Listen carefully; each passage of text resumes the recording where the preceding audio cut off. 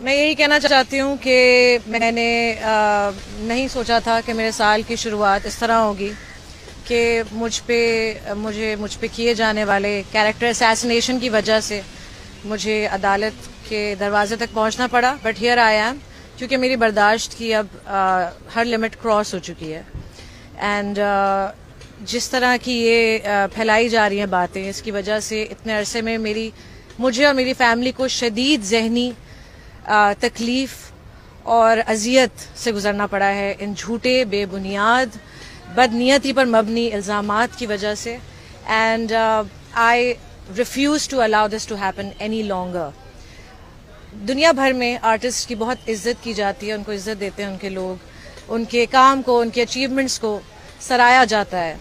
And میری movies نے $25 million بنائے ہیں. I have worked in the revival of Pakistani cinema and I M respectable not only in Pakistan but also around the world. لیکن افسوس سے کہنا یہ پڑ رہا ہے کہ سوشل میڈیا پہ کچھ ایسے سکھ مینٹیلٹی کے لوگ موجود ہیں جنہوں نے یہ اپنی ایک فیوریٹ ہابی بنا لیا آرٹسٹ کو, to put them down in the worst possible ways. And I am here to stand with the members of my fraternity.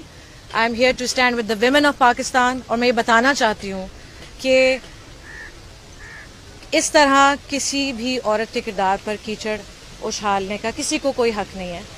And آج کے دور میں جہاں بہت ساری چیزوں کو ایزیلی فیبریکیٹ کیا جا سکتا ہے, فیک بنایا جا سکتا ہے, مجھے بڑی حیرت ہوتی ہے یہ دیکھ کے کہ لوگ بنا سوال کیے, بنا اس چیز کو انویسٹیگیٹ کیے یا تصدیق کیے چیز